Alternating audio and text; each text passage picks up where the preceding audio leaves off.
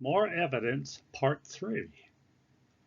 In this video, Exploring the Plane makes the claim that this photograph of the Isle of Man from 90 miles is proof of a flat Earth. But I'm going to analyze this photo using three different methods of measurement to show that nope, it is actually evidence of a globe. Now, Bev is triggered by the term flat Earth, but in regards to water, he believes exactly what flat earthers believe. So I will often use the term flat Earth in reference to the model that is not the globe. For the first measurement, I'll be using Exploring the Plane's own elevation data against him. The photos were taken from this location on Winter Hill at an elevation of 940 feet, which is about 90 miles from the Isle of Man. And a geometric curvature calculation shows that about 1,800 feet of that island should be hidden. Now, Snaefell and North Barruel are the two highest peaks on this island. And Exploring the Plane uses this elevation profile to show that everything should be hidden on this island except the top of these two peaks. So this is his evidence that this photograph proves the flat Earth. And I agree that this does not match the geometric curve calculation, but not so fast. Let's take a look at these three low areas that I marked with red arrows. These are the three low areas on his elevation profile, which means that this dark area down here is the approximate part of the island that is actually hidden by the horizon. Which means that this area should be visible on a flat Earth, and it's definitely not the best flat Earth proof. Now down in the lower left down here, he has a scale for the elevation profile, and each line is equal to 200 feet.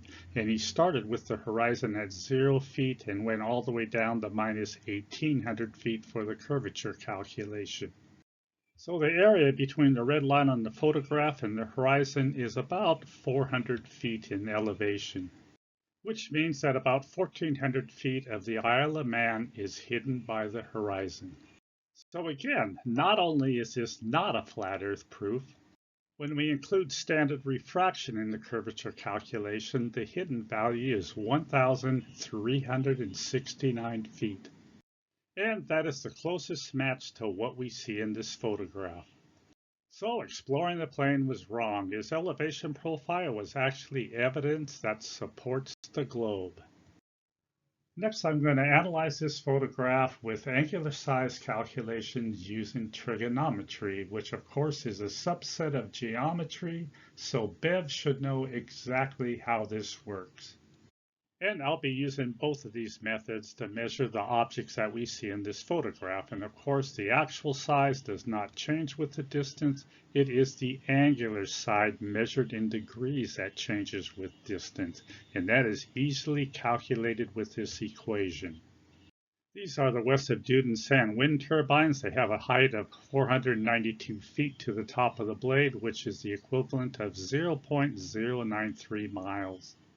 This is an overlay of that wind farm on Google Earth that I aligned with latitude and longitude lines, and you can see that the leading edge of that wind farm is about 42 miles in distance.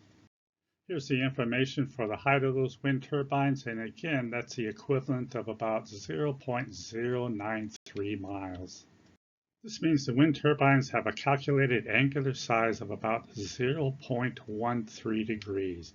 And now I've added a scale angular size ruler with 0 degrees at the horizon so we can make some comparisons to Snaefell. So in this photograph, Snaefell has an apparent size of about 0.1 degrees. So let's start with the flat Earth using Snaefell's full height of 2,037 feet. This gives us a calculated angular size of 0.25 degrees, and that is over twice the angular size of what we actually see. So next I'll compare that to the geometric curvature hidden of 1,800 feet, which means that about 237 feet of Snaefell would be visible, and this is the equivalent of 0.03 degrees in angular size. Now this is definitely not a perfect match to what we see in the photograph, but definitely a much better match than the flat Earth. And finally, the refractive hidden of 1,369 feet means that about 668 feet of Snæfell would be visible, and this is about 0.08 degrees in angular size. So not a perfect match, but certainly a very close match at only 2/100ths of a degree difference. So again, measured evidence supports the globe. The standard refraction calculation was the best match, followed by the geometric globe, and in dead last is the flat Earth. And finally, I use surveying measurements based on definitions of level lines and horizontal planes of reference. Now, both Bev and I agree that if you set up an auto level, then the vertical line at the instrument will be perpendicular to the horizontal reference plane. But where we differ is the definition of a level line, and I've used a surveyor with a horizontal plane and water levels to help demonstrate this. So up above we have Bev's model where he claims that level lines are straight. But I say no, the globe model is correct, which means that a level line and therefore a series of water levels would curve down from the horizontal plane with distance. Now over short distances this would be hard to see and measure, but over long distances it becomes very apparent. Now, if we had an auto level set up at exploring the plane's location, that would be a 940-foot horizontal plane. So according to Bev's model, a series of 940-foot water levels would be aligned with the horizontal plane. And according to the globe model, those water levels would drop below the horizontal plane with distance.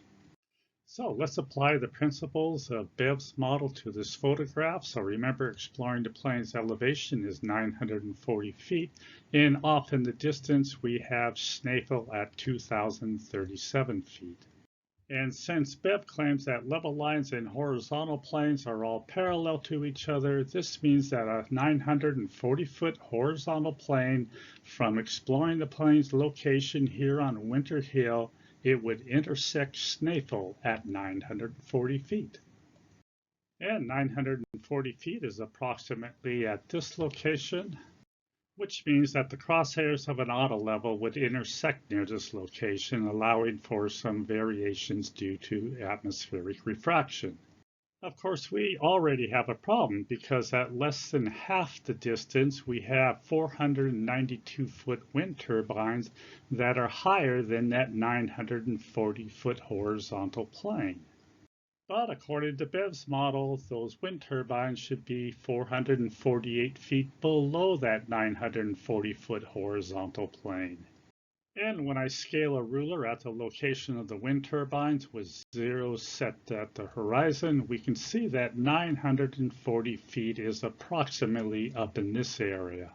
And again, according to Bev's model, at the location of the wind turbines, a 940-foot horizontal plane should be located somewhere up in this area. But at the same time, that 940-foot horizontal plane would intersect Snæfell down here. And there's a third problem. 25 miles away is Blackpool Tower, and the top of it is about 545 feet above sea level. And according to Bev's model, the top of Blackpool Tower would be about 395 feet below the 940-foot horizontal plane, which means that at the location of Blackpool Tower, we have a third and even higher location of 940 feet.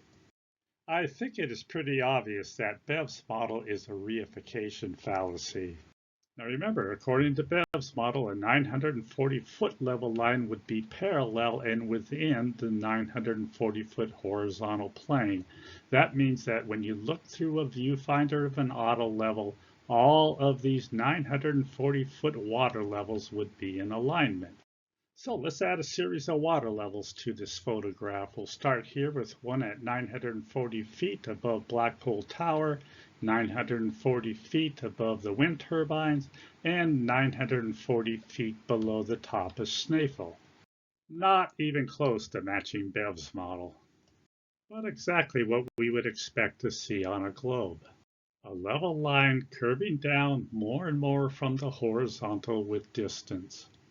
And again, measured evidence supports the globe.